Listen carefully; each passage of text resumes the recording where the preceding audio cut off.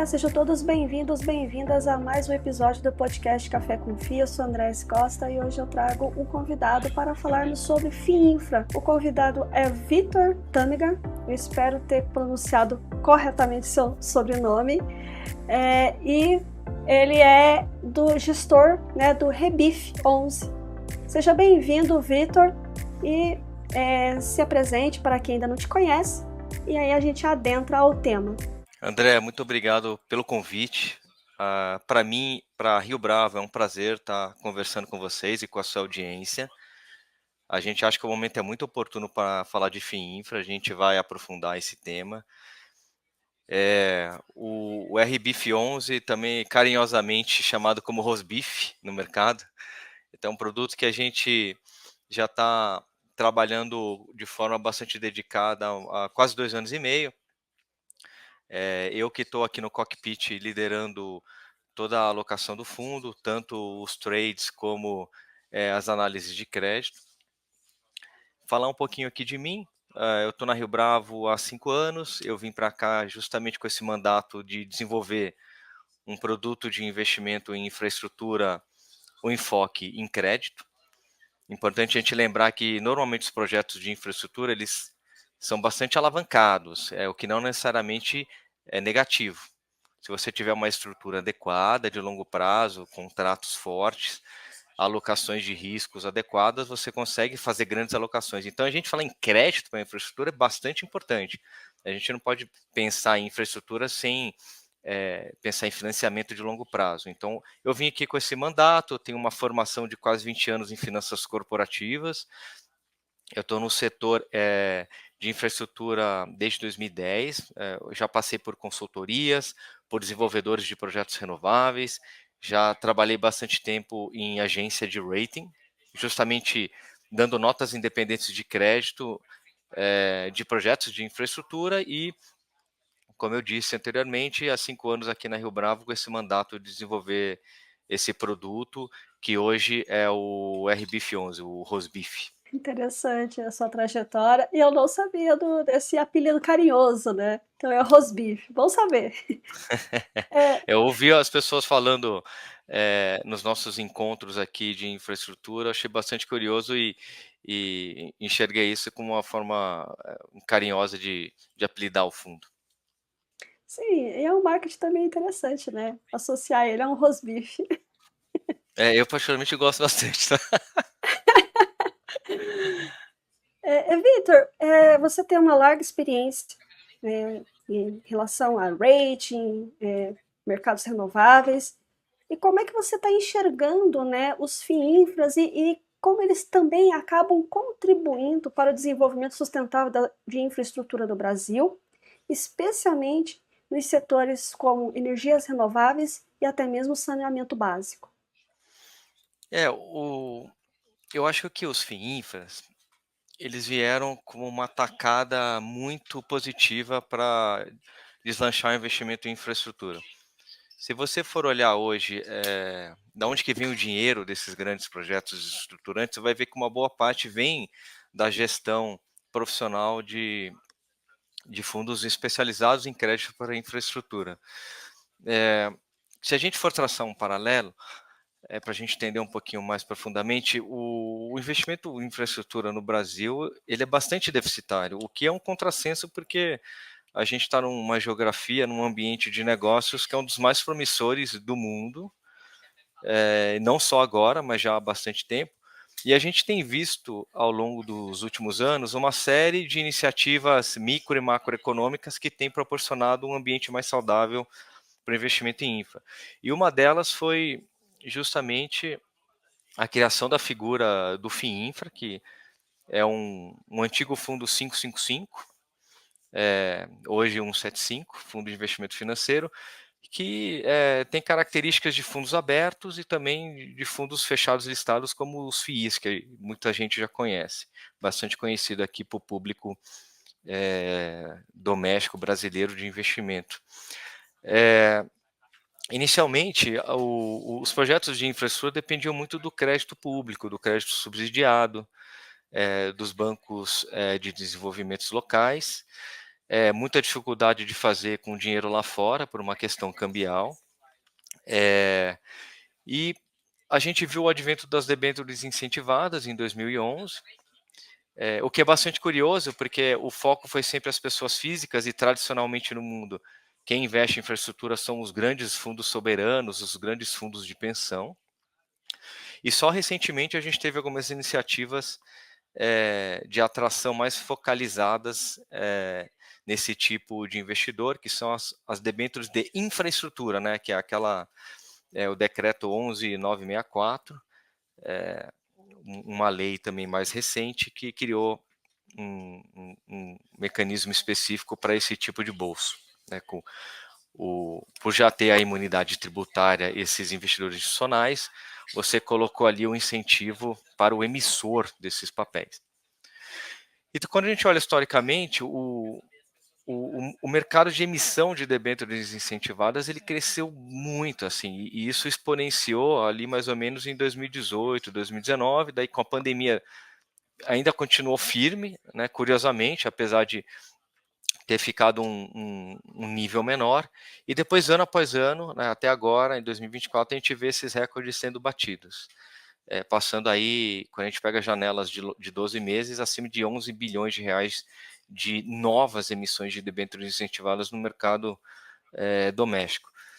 E muitas vezes são projetos que têm complexidade, são projetos que exigem um acompanhamento, que tem características bastante específicas de uma certa geografia, o setor, cada um tem a sua peculiaridade, então a gente viu um ambiente muito saudável para que gestores profissionais com background em infraestrutura pudessem atuar e juntar o dinheiro da pessoa física, né, do investidor, por menorzinho que ele fosse, e que de forma bastante saudável pode ter uma exposição a esse tipo de instrumento, crédito para infraestrutura, com todas as suas características de previsibilidade, na sua média falando, né? Tem vários tipos de infraestruturas, mas é de longo prazo e isenção, né? O que seria muito difícil para essas pessoas físicas fazerem isso de forma individual, eu acho que os FIINFRAs tiveram um papel bastante fundamental para poder fazer essa ligação entre a demanda do capital, que são os projetos, e os recursos de uma míriade de investidores, incluindo as pessoas físicas. Maravilha, é um veículo bastante interessante, né? E que acaba contribuindo aí em vários sentidos, né? O próprio nome na infraestrutura, mas também aí nessa parte de sustentabilidade que está vindo bastante em voga, né? Nesse momento, temos visto aí pelo Brasil a necessidade de se pensar também na sustentabilidade. Lembrando, pessoal, que nós estamos gravando esse episódio em setembro de 2024, né, Vitor? Exatamente. Quando a gente fala em sustentabilidade, em investimento de impacto, investimentos temáticos, acho que nada é mais adequado do que infraestrutura, porque você tem infraestruturas que têm um perfil de impacto positivo muito claro, né? As energias renováveis. Recentemente a gente viu um projeto que queima lixo para gerar energia. Olha só que coisa interessante. A gente tem os projetos eólicos, solares, os projetos de saneamento, que tem uma série de impactos, tanto econômicos como do ponto de vista de meio ambiente, clima e social. E é muito claro os benefícios que esses projetos trazem. A gente tenta medir isso aqui por meio do RBIF 11, lembrando que ele é o único fundo IS, Investimento Sustentável, selado da Ambima, através de uma metodologia que tenta qualificar, ranquear, né, de forma quantitativa os benefícios que esses projetos trazem. E o que a gente tenta enxergar é justamente isso. Qual região que ele está, se é uma região carente, qual que é o potencial que ele tem de contratação de mão de obra local, qual que é o potencial que ele tem de desenvolvimento de aspectos ambientais, como, por exemplo, uso de energia renovável, coleta de resíduos sólidos. E isso acho que nos diferencia, não só do ponto de vista da nossa gestão, mas também da classe de ativos de infraestrutura, né? Então, a gente tem, por um lado, projetos demandando capital, alguns marcos regulatórios em desenvolvimento. Acho que o marco do saneamento foi o melhor exemplo que a gente tem hoje. A gente está vendo algumas iniciativas para ver se destrava o mercado de gás, por exemplo. Por outro lado, você tem o capital disponível para investir nesses projetos que tem um impacto positivo. Então, acho que é um momento bastante interessante e o Brasil é um potencial global nesse aspecto, né? A gente tem que, da melhor forma possível, aproveitar essa oportunidade. Exatamente. Ou seja, agregar valor, né? Não só em infraestrutura em si, mas também ali casar, né, com transparência, com governança e principalmente ali as questões ambientais, né? Exatamente, né? Como eu disse, o potencial que os projetos de infraestrutura têm em desenvolver essas frentes, ela é muito forte. Aqui no RBF11 a gente tem 14 métricas que a gente tenta acompanhar e fazer um comparativo uma vez por ano, né? Qual que foi a evolução disso de um ano para o outro. E são aspectos que se cruzam matricialmente em todas as letrinhas, né, do ESG e clima também. Então, Sim. a gente está realmente numa categoria, numa classe de investimento que tem um potencial bastante grande. A gente fica bastante empolgado aqui com essa possibilidade de contribuir. E Vitor, apesar de todos esses benefícios, sabemos que todo investimento há riscos, né? E quais são os principais riscos de longo prazo que você vislumbra em relação aos FIINFRAs, especialmente num cenário de potenciais mudanças regulatórias e incertezas econômicas? Lembrando que nós estamos no Brasil, né? Da noite, literalmente, isso sim, da noite para o dia pode mudar, né, a questão regulatória, e isso, claro, afeta, né, não só a macroeconomia, mas também as questões aí dos fundos de investimento. Como é que você vê isso? Esse aspecto que você colocou aí o foco, André, é muito importante. A gente tem visto, do ponto de vista de investimento, uma série de iniciativas recentes que resultaram numa série de deslocamentos de capitais e mudando o equilíbrio de mercado. A gente pode citar as resoluções CMN de fevereiro, em que você teve uma limitação de lastro para alguns títulos bancários ligados ao mercado imobiliário, ao financiamento imobiliário e também ao crédito estruturado crise e CRAS. Isso resultou num fluxo de capital bastante grande e instantâneo para as debêntures incentivadas. E lei de oferta e demanda, o que aconteceu? Você tem uma oferta relativamente fixa desses ativos no curto prazo, e você teve uma demanda muito forte vindo instantaneamente, e isso fez com que os preços caíssem, né? Desculpa, os spreads caíssem e os preços desses papéis se elevassem, então a predisposição para comprar mais caro, fazendo que as carteiras dos FIINFRA se valorizassem. Então, isso é um exemplo que me veio agora na cabeça, que foi bastante ilustrativo, como é que algumas mudanças regulatórias de tributação podem fazer uma grande diferença. A gente viu também algumas iniciativas de tentativa de tributação de fundos imobiliários, né, que também teve uma reação muito forte da indústria, e sempre se perguntou de que forma os FIINFRAs eles estariam posicionados nesse sentido. Interessante notar que nunca a gente viu uma iniciativa que tentasse, de alguma forma, taxar os FIINFRAs, o que é bastante positivo, mostra como esse produto é resiliente e ele tem uma importância para o desenvolvimento do país, né? Então, o fato de a gente não ter algumas iniciativas, seja legislativas ou do executivo, de tentar mudar esse status quo da isenção é bastante interessante, tá? Então, esse é um aspecto muito importante. E o outro ponto que eu queria focar também, além de falar aqui desse equilíbrio macroeconômico e do veículo FIINFRA, fala também dos ativos, né? É muito importante a gente olhar infraestrutura por infraestrutura e entender as idiosincrasias de cada risco regulatório, jurídico, risco de crédito de cada uma dessas infraestruturas e como que isso pode impactar o seu portfólio. E mais um ponto também para a gente prestar atenção é o risco de mercado, né? O que é o risco de mercado? É o risco de marcação desses ativos com base em oscilações de preço.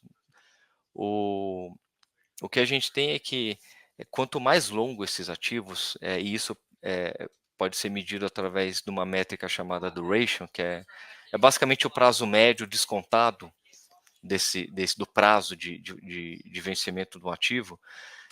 Quanto mais longo, mais sensível ele é às oscilações macroeconômicas, principalmente oscilações dos juros reais, né, das NTNBs. E é um período que a gente está passando agora, de muita oscilação, sobes e desces desses títulos, em função de vários aspectos, sendo deles o mais importante no curto prazo inflação implícita, e fiscal para os prazos médios e longos. E daí tem uma série de formas de controlar esse risco de mercado, né? Você pode fazer através de derivativos, você pode aumentar o caixa do seu fundo, você pode diminuir a duration dos próprios ativos que você investe, e a gente está sempre antenado para esses momentos de maior volatilidade, a gente está mais bem posicionado em relação a esse risco de mercado. O risco de crédito é simplesmente o risco de você ter algum problema de calote em algum momento daquela dívida. Então, a gente tem aqui comitês de crédito aqui dentro. Tá? Então, a gente está estudando um ativo, a gente passa vários dias estudando os documentos, o segmento de infraestrutura em que ele se insere, aquele ativo, as contrapartes, né, quem são os acionistas, se tem boa governança. E daí a gente já fala do nosso filtro ESG, que, acima de tudo, é uma tentativa de mitigar riscos que podem se materializar no longo prazo. Eu acho que não é segredo para ninguém, fazendo um parênteses aqui, de que alguns riscos que não eram preocupação no passado, como enchentes, terremotos, secas, né, a gente está vendo quase que semanalmente aqui essas novidades, né? A gente teve experiências bastante desconfortáveis nos últimos dias e semanas. Então, a gente tentar de alguma forma enxergar como que a gente pode mitigar, como que a gente pode compartilhar e transferir esse tipo de risco através de seguros ou de outras contrapartes que ofereçam garantias, é muito importante na hora de a gente olhar um ativo. Então, eu diria que são basicamente esses itens, bastante coisa. Na prática é muito pior, porque cada item desse demanda muita análise, muito documento, muita expertise e experiência setorial, para que a gente possa fazer esses investimentos da melhor forma possível. Interessante. E como é que é toda a questão analítica, né? De cada ativo, como é que vai compor, quais são os riscos, o que isso realmente vai ali infligir no colocar ou não dentro da carteira, do fundo. Então, tudo isso é muito importante porque vocês estão trabalhando com fluxos grandes, análises, contratos longos, né, projetos. Uhum. Então, tudo isso é muito importante. Mas É muito agora, importante você ter Vitor, processos, né, para que você sim, possa processos. digerir toda essa informação em notas, né? A gente tem aqui metodologias de crédito que, no final, ela dá uma nota para aquela infraestrutura, e isso é votado num comitê com a diretoria aqui da Rio Bravo, né? E daí a gente aprova o investimento e o volume que a gente vai investir em cada veículo que a gente tem aqui dentro. E depois disso é fazer monitoramento para tentar antecipar qualquer problema que pode acontecer ao longo da vida desse investimento, ao longo da vida da maturação dessa dívida desse projeto. Isso casa muito com a próxima pergunta, né? Sobre a tese, a estratégia, né? Você contou um pouquinho ali como é que é o processo para que isso ocorra dentro do fundo, mas qual que é a tese em si? Como é que está o momento atual do RBIF? Quase que eu ia falar Rosbif. É, e como que está a questão da carteira dele, né? Como é que vocês, qual é o percentual de cada ativo? Como você tem um investimento, um fundo de infraestrutura que é investimento sustentável, ele é um IS, o que não vai, né? Quais são ali os filtros positivos e negativos para Uhum. que entre ou não entre ali dentro da carteira? Então eu já vou casar duas perguntas numa só. Maravilha, eu vou começar pela última, eu acho que ela é mais objetiva. O nosso filtro IS, o que ele faz na prática é uma análise adicional com foco em priorizar aqueles projetos que sejam de impacto positivo, do ponto de vista ESG, então, do ponto de vista ambiental, social, governança e clima também, que agora é um tema que está bastante em voga, e também mitigar risco de longo prazo. Como que essa metodologia ela é posta em prática? Então, a gente tem um filtro negativo, mas é um filtro, na prática, mas muito pouco restritivo, que é a gente não investe em carvão, e é uma indústria que tem diminuído muito.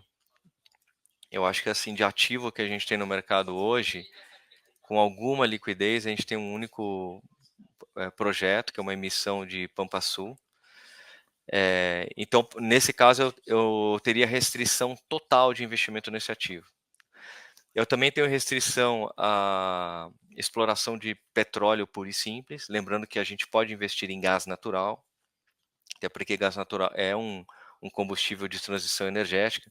A gente até gosta desse tipo de ativo, tá? A gente acha que ele é necessário para a gente chegar num momento de plenitude de combustíveis renováveis, hidrogênio verde, SAF, né, combustível de aviação. Então é importante a gente estar num período de transição. E o mesmo ocorre para rodovias, né? Apesar das rodovias serem muito poluentes, ter alguns aspectos negativos do ponto de vista ambiental, a gente admite que são infraestruturas de transição. Tá? Inclusive tem taxonomias, né, que são políticas IS, que ressaltam de forma bastante objetiva alguns aspectos de rodovias relativos a outras, para que possa receber um foco maior na hora de fazer um investimento. Então, do ponto de vista da nossa política IS de investimento, a gente tem esse filtro negativo. Um outro pilar que a gente olha é esse nível de impacto positivo, que a gente chama de adicionalidade socioambiental. E daí como que a gente faz isso? Através de umas métricas, a gente tem perguntas sobre aquele ativo, e que região que ele está, qual que é o potencial que ele tem de contratação de mão de obra local, de desenvolvimento de pessoas, o nível de impacto de emissão de gases de efeito estufa, se é alto, quais são os mitigantes. Então a gente tenta medir isso, que é a adicionalidade, e um terceiro pilar que é risco, que daí é uma categorização de risco ESG. E a gente usa uma metodologia bastante consagrada, que é do IFC Performance Standards, que é usada já há bastante tempo para projetos de infraestrutura no mundo inteiro, e que a gente vai tentar medir qual que é o risco da localização geográfica daquele projeto, qual que é o risco relacionado ao tamanho físico daquele projeto. Tá? Então, dá um exemplo. Você tem um projeto que ele, apesar de ser uma tecnologia simples, mas ele é muito grande, como um projeto de saneamento, ele tem um impacto muito grande porque você tem o impacto de abertura de tubulações, ali às vezes você tem impactos de desapropriações, e isso do ponto de vista de categorização de risco é um risco elevado. Apesar de ser uma infraestrutura com uma adicionalidade social gigantesca. Né? E a gente tenta olhar o aspecto de governança também, a gente tenta olhar no nível do conselho, no nível de transparência, no nível dos comitês de assessoramento. Né? Então, tudo isso a gente coloca no ranqueamento, que gera uma nota, que junto com outros aspectos clássicos de crédito, que é o risco de preço daquela infraestrutura, daquela energia vendida, ou daquela commodity, pensando, por exemplo, num setor sucroalcooleiro, se tem um contrato de take or pay de longo prazo, de volume, né, de preço garantido, qual que é a tecnologia daquele projeto, se é uma tecnologia já consagrada, ou é uma tecnologia que está sendo testada, e daí envolve maiores riscos. Então, tudo isso a gente coloca num ranqueamento que vai dar uma nota, e isso a gente apresenta no comitê, eu defendo no comitê, assim como a minha equipe, e daí a gente vota de forma independente sobre a aprovação daquele investimento e do volume daquele investimento. Então, é mais ou menos isso que a gente faz, e daí a gente tenta sempre monitorar o, a evolução do nosso crédito, né? E a gente faz isso através de ferramentas públicas, outras ferramentas pagas, como os terminais, e os sites também que trazem as métricas financeiras, econômico-financeiras, e a gente trimestralmente revê isso, pelo menos trimestralmente, e obviamente do ponto de vista de mídia, do ponto de vista reputacional, todo dia tem rating sendo renovado, rebaixado, elevado, a gente acompanha isso também, para a gente avaliar se é necessário ou não a gente tomar alguma ação de crédito. O que é uma ação de crédito? Eu desinvestir de um projeto, ou desinvestir totalmente no projeto, ou até aumentar a minha exposição. E a gente faz um monitoramento de preços também, de spreads de crédito, né? Então, você tem uma infraestrutura que tem uma boa qualidade de crédito, mas está com um spread que abriu por algum movimento de mercado, pode significar um ponto de entrada para a gente, e vice-versa também. Se você tem uma infraestrutura que está performando do ponto de vista de crédito pior do que se imaginava, e você tem um spread que ou está estável ou já se fechou, e você quer se antecipar, você estaria fazendo uma venda num momento bastante interessante. Então, a gente monitora o crédito, o preço, né, risco de mercado constantemente dos nossos ativos. Hoje a carteira do RBIF, como a gente gosta, é uma carteira muito bem diversificada, é uma carteira que tem mais ou menos 28 ativos. A imensa maioria são debêntures incentivadas, né, da Lei 12.431, que é o que tem que compor majoritariamente a carteira. E daí a gente tem ali 9 segmentos de infraestrutura. Então a gente tem energia renovável, solar, eólica, a gente tem saneamento, a gente tem projetos rodoviários, projetos de exploração e transporte de gás natural. E a gente também tem alguns ativos que o regulamento do fundo permite você ter, que eles não são incentivados em sua natureza, mas se tornam incentivados por estar no veículo FIINFRA incentivado. Então a gente tem ativos até que pagando CDI mais 7,5 na nossa carteira, que é uma taxa maravilhosa, um ativo que é exclusivo, praticamente exclusivo aqui do RBIF11, que a gente trabalhou junto com um parceiro nosso, e que a gente consegue proporcionar essa exposição para os nossos cotistas. A gente tem um CRI também, de um projeto de geração distribuída solar, que paga IPCA mais 11,50, que é também de um parceiro nosso. Tá? E a gente vem trabalhando agora em novas estruturações. O nosso foco agora é originar novos projetos, numa abordagem que eu chamo aqui de arbitragem de prêmio, né? Premium arbitrage. Significa que a gente pode estar trabalhando, estruturando projetos menores que tragam um retorno muito superior. Muito é exagerado, mas superior ao que seria no mercado hoje, no mercado aberto, de bancos e de mercado secundário, mas com a mesma qualidade de crédito. Então, a gente está falando de uma arbitragem de prêmio de risco de crédito mesmo. Né? E lembrando aqui que o RBIF, até onde eu sei, é o único fundo que necessariamente eu tenho que ter rating para todos os ativos também. O que funciona não só como uma chancela independente, de uma terceira parte independente, avaliando o risco daquele projeto, como também para você negociar esse ativo no mercado secundário, ele tem muito mais aceitação, tem muito mais liquidez do que um ativo que não tem nota de crédito independente. Eu me estendi bastante aqui, espero ter respondido. Bacana. Não, bacana, porque você trouxe toda a estratégia ali para o TAG estar colocando esses ativos ali dentro da carteira, né, e mostrando a tese, olha, nós investimos nesse, não investimos naquele outro projeto por conta de algumas questões ali ambientais que não são favoráveis e, portanto, eles ficam de fora ali. A gente falou bastante da questão dos investimentos sustentáveis, até porque esse é o único fundo, enfim, infra, né, nesse sentido, mas como é que é o processo para se tornar um fundo sustentável? Ele é longo ou não? Como é que seria para um fundo que deseja se tornar sustentável? Como é que isso acontece? Acho que isso é uma curiosidade, até por ele ser o único, né, no mercado.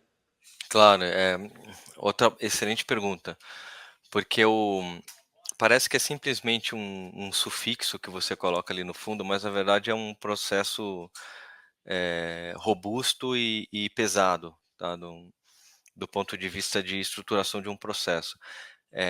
Para você ser um fundo investimento sustentável, você tem que ir além de um fundo que simplesmente integra as ferramentas ESG na seleção de ativos.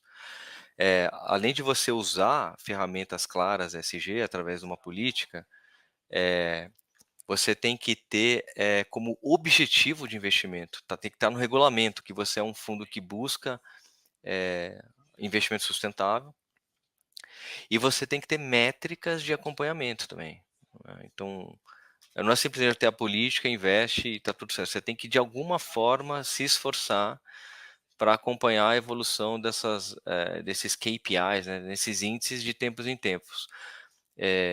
Junto com uma consultoria independente, ainda em 2020, a gente fez uma política e determinou essas métricas. Essas métricas são hoje 14 índices em todas as dimensões ESG e clima, como, por exemplo, o número de mulheres no conselho, nível de utilização de combustíveis fósseis, emissões de gases de efeito estufa, comitês independentes, né, do ponto de vista de governança, que a gente tenta, pelo menos anualmente, acompanhar. Então, a gente faz isso através de busca de informação dos relatórios de sustentabilidade, e muitas dessas empresas que não emitem esses relatórios, a gente tem que realmente procurá-las, pegar o telefone, mandar e-mail, nos apresentar para que de alguma forma a gente possa ter acesso a esse nível de informação. Então, longa história curta, é um processo que você coloca adicionalmente. A gente acredita que é uma forma de mitigar risco eficiente no longo prazo, mas que não é simplesmente um sufixo, um prefixo que você coloca ali. Ela demanda ali um processo de investimento muito mais robusto. Até porque a divulgação dessas informações do fundo, né, na parte IS, ele tem que seguir uma regra, né? Ou seja, tem que estar atualizado no mínimo em 24 meses, Tem um tem que estar formulário da tem um Ambima que formulário, né, você da Anbima, atualiza, exatamente. E lá você coloca as métricas que você acompanhou. então, ou Então, seja, tem o você tem reporte que... regulatório mesmo, o autorregulatório, digamos assim. Exatamente. Vocês escolheram algum lá de fora para seguir ou não? Foi algo mais interno? Como é que foi também? A gente pegou É porque tem do estado princípios lá de da arte. fora, né? Isso, é. Assim, a gente tem a parte, digamos assim, romântica do investimento sustentável, e depois de muitos anos isso foram virando ferramentas, políticas, taxonomias, né? Taxonomias é um sistema de seleção, né? Que é uma palavra que vem aí da biologia. Então, mais ou menos na década de 50 do século passado, a gente teve os princípios do Equador, né? Que foram, acho que, a primeira iniciativa para você, de forma objetiva, via filtro negativo, filtro de exclusão, filtros positivos, você selecionar determinadas modalidades de investimento. E depois você foi tendo algumas melhorias e processos em paralelos ao longo do tempo, né? O Best in Class, por exemplo, que eu simplesmente não fecho a porta para um projeto, para uma infraestrutura. Eu tento pegar aquele caso que é o melhor em cada uma das suas indústrias, mesmo que seja uma infraestrutura suja, mas é um cara que está revolucionando a forma de fazer, e isso em algum momento vai ter um impacto positivo, né? Então a gente vê várias abordagens que foram evoluindo ao longo do tempo, metodologias, ferramentas. É um mundo complexo, né? Várias jurisdições têm a sua visão diferente, envolve muito julgamento, envolve muita opinião, além de fatos e dados. Então, você juntar tudo isso, né? O pessoal fala assim, do ponto de vista climático, a gente tem que se basear em Science-Based Targets, por exemplo, né, que são alvos com base na ciência, né, justamente para você evitar achismos, opiniões em detrimento de uma métrica mais objetiva. Então, através de uma consultoria lá em 2020, a gente, depois de 8 meses trabalhando juntos, tá, foi um aprendizado para as duas partes, a gente tentou pegar o que era mais adequado para a gente e a gente montou essa política em investimento sustentável, né, que é, como eu falei, ela tem um filtro negativo, um filtro de ranqueamento de adicionalidades e categorização de risco, né? E para isso a gente pegou várias ferramentas. Ferramentas do IFC Performance Standards, que tem muita coisa como base, aqueles princípios do Equador da década de 50 do século passado, e também com base em algumas taxonomias que foram criadas no Brasil, inclusive. Né? Tem um artigo bastante interessante, chama Não Perca Esse Bond, que é uma taxonomia muito bem feita, que foi feito pelo time da antiga Cital, e que hoje é a Nint RM, e que ajudou bastante a gente a tangibilizar de forma mais objetiva e de menos achismos e opiniões como que a gente poderia fazer a seleção, o ranqueamento desses projetos. Então, não é um processo fácil, tá? É um processo que durou bastante tempo, mas eu acho que a gente conseguiu atingir uma ferramenta bastante legal. Agora, Vitor, é um momento marketing do fundo, né? É você dizer o porquê investir no RBIF. Legal, eu sou suspeito para falar. Eu sou gestor do fundo, eu tenho o meu próprio dinheiro investido no fundo também.